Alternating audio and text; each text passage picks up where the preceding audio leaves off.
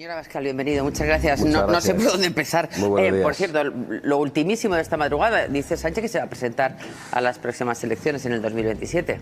Y en el 2037 también. Yo creo que su modelo es maduro y creo que tenemos que estar preparados para lo peor. Sánchez no solo va a hacer todo lo posible por aguantar hasta el 27, sino que va a hacer todo lo posible para que las elecciones que se celebren no se celebren en condiciones de normalidad y de legalidad. Yo me espero lo peor de Pedro Sánchez.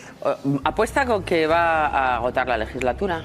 Digo, porque con todo lo que está pasando, fíjese ya las últimas noticias, su mujer abocada a un juicio por jurado, su hermano procesado, el fiscal general procesado, su secretario de organización en la cárcel, su otro secretario de organización pues en una situación complicada, no sé si así sin presupuestos.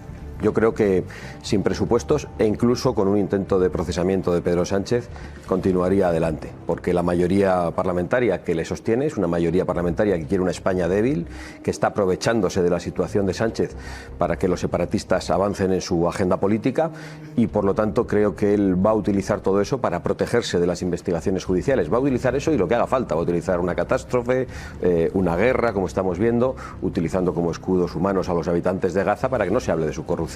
Ese es Sánchez, no tiene ningún límite, ningún escrúpulo y está dispuesto a todo. Pero ya la mayoría que tuvo para poder gobernar legislatura se ha roto prácticamente. Es decir, que o bien Junts o bien Podemos, ayer incluso Esquerra, no le están aprobando nada. Bueno, pero yo creo que eso es algo que nos importa a la gente decente y a quienes comprenderíamos en esa posición que no tenemos mayoría para gobernar y que nuestro pueblo merece otra cosa y que hay que devolver la palabra a los españoles. Pero no es el caso de Sánchez.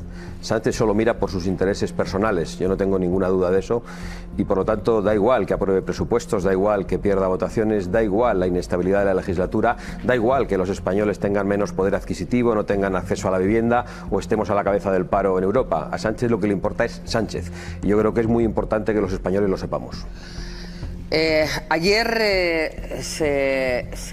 en el Parlamento salía la ministra de Asuntos Sociales, se la recusaba al final y se la recusaba precisamente porque alguno de sus socios se ha abstenido. Y dijo, bueno, es que las pulseras telemáticas, no, o sea, a veces los sistemas telemáticos tienen fallos, pero ninguna mujer ha sido asesinada, era el argumento.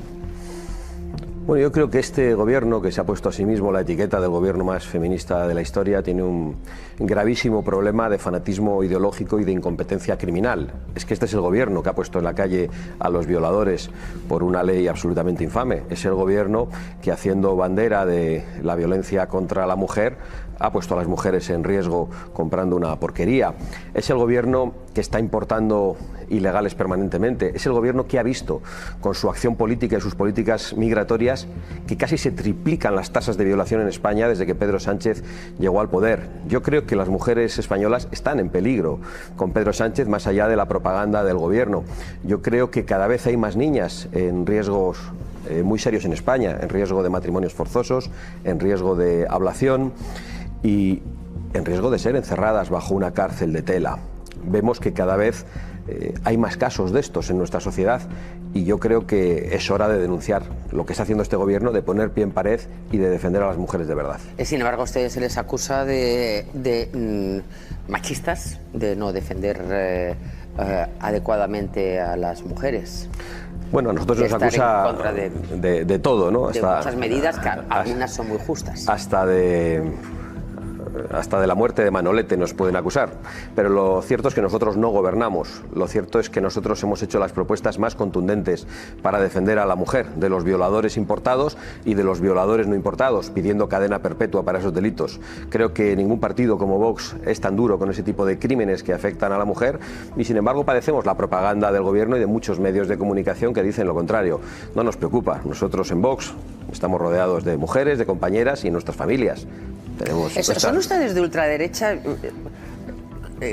¿Cómo se autodenominan? Porque la derecha sería el PP, ustedes están más a la derecha de la derecha. A nosotros no nos importan nada las etiquetas, no perdemos tiempo ni en ponérnoslas ni en quitárnoslas, ni en defendernos de acusaciones cuando tenemos que defender a los españoles, porque los españoles están en una situación gravísima, lo decía antes, los españoles son cada vez más pobres, tenemos menos poder adquisitivo que en las últimas décadas, cada vez más dificultades para acceder a la vivienda, encabezamos el paro en España. ¿Por qué? Por políticas migratorias, por políticas verdes que arruinan al campo y a la industria y por políticas fiscales, todas ellas compartidas por el Partido Popular y por el Partido Socialista. Pero España necesita... Entonces, ¿cómo me tienen que definir? Que nos definan como quieran, a nosotros no nos importa. España necesita inmigrantes, ¿no? La natalidad en España, dentro de nada, había unos datos que va a ser, por cada pensionista va a haber 1.3 trabajadores. Quiero decir... los españoles no tienen niños y la inmigración es no solo necesaria, sino también muy útil. ¿Eso es compatible con cerrar fronteras? Bueno, yo creo que en la pregunta has dado la respuesta. España lo que necesita es natalidad. España lo que necesita son niños. Ya, pero eso... Pero España no necesita... No se soluciona de un día para otro. Pero España no necesita más inmigrantes. Desde que yo estoy denunciando esta situación han llegado a España 3 millones de personas. Y hay muchísimos españoles en paro y muchísimos inmigrantes legales en paro. Claro, alguno dirá, es que hay trabajos que no aceptan los españoles. Bueno, pues la tasa de paro entre los españoles es del 10%. La tasa de paro entre los extranjeros legales en España es del 15%. Y la tasa de paro entre los africanos legales en España es del 25%. Con lo cual estamos ante una falacia. Nosotros lo que tenemos que hacer es apostar por nuestra sociedad. Y no es que no hagan falta más inmigrantes, es que hacen falta menos de los que están.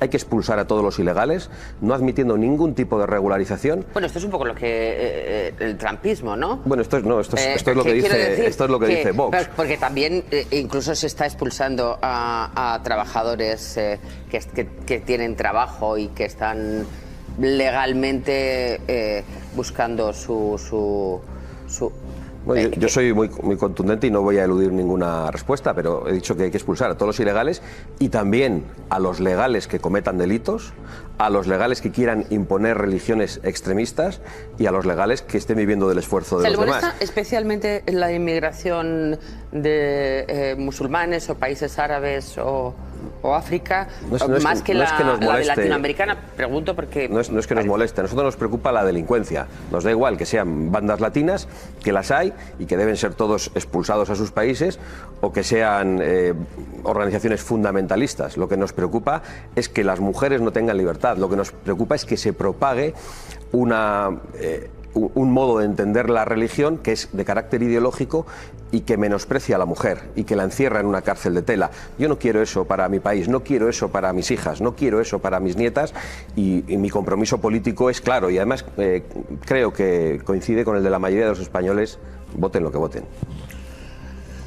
De cualquier manera, luego todo está... Puede haber mucha gente que esté de acuerdo con ustedes, pero claro, hay un problema. O sea, ¿qué hacemos si llegan unos inmigrantes que vienen de países con guerra o son menores? Pues ¿cómo los va a devolver si no sabe de dónde vienen, no sabe de dónde son, no tienen pasaporte, no se les puede devolver a ningún sitio? Bueno, estaría bien que entrevisten a policía sobre esto porque saben mucho de cuáles son las trampas que se hacen para que esto no ocurra y cuáles son las deficiencias de nuestra propia ley que se hacen las trampas. Pero muchas veces no son los países de origen los que ponen los problemas, es nuestra propia legislación que impide que eso se produzca. Por otro lado, no es verdad que vengan personas procedentes de países en guerra, porque veríamos un exilio masivo de mujeres y de niños, y lo que vemos es que vienen varones en edad militar y de países que no están en guerra, porque Marruecos y Argelia no están en guerra, y es de donde procede la mayor parte de la inmigración ilegal que llega a España, y los españoles lo saben, no están en guerra aquí, pero vienen aquí, se les suelta por las calles, entran en centros donde son mantenidos con el dinero de los españoles y traen la guerra a las calles de España, y nosotros eso no lo vamos a permitir. ¿Cree que Sánchez ha encontrado con el asunto palestino su no a la guerra? Yo creo que Sánchez está en una huida hacia adelante y demuestra que no tiene ningún tipo de escrúpulo. Insisto en lo que decía al principio. Creo que Sánchez, igual que sus socios de Hamás, está utilizando a la población de Gaza como escudos humanos para que no se hable de su corrupción. Cada vez que hay una noticia que afecta a la familia del presidente, a su hermano, a su esposa, a su entorno, hay una vuelta de tuerca más de Sánchez en la posición de España en relación a Gaza. Y además colocándonos en una situación extraordinariamente delicada, al lado de los más extremistas, y creo que comprometiendo la seguridad y la economía de España, enfrentándonos tanto a Israel como a Estados Unidos. Porque hay una cosa clara, esta guerra tiene que terminar, pero para que termine hay una exigencia muy sencilla, y es saber por qué empezó. Y empezó por un ataque terrorista de carácter demoníaco, que prefiero no relatar aquí, pero los que hemos visto los vídeos de ese ataque terrorista sin ningún tipo de límite, sabemos de lo que estamos hablando, contra mujeres, contra niños, delante de sus padres, algo verdaderamente horroroso que no cabe en nuestras cabezas, y con el secuestro masivo de personas que permanecen en poder de Hamás. Para que esta guerra termine tenía que haber un clamor internacional para que los rehenes sean inmediatamente liberados, pero no hay un clamor para eso. Lo que parece que algunos es que quieren es dar un premio a Hamás, y tampoco hay un clamor para los genocidios que se están produciendo de verdad en África, en el Congo, en Siria, contra los cristianos. De eso parece que no habla nadie, ni algunos obispos que están más preocupados por sus amigos islamistas en España. Y en Nigeria hay una persecución contra los cristianos tremenda.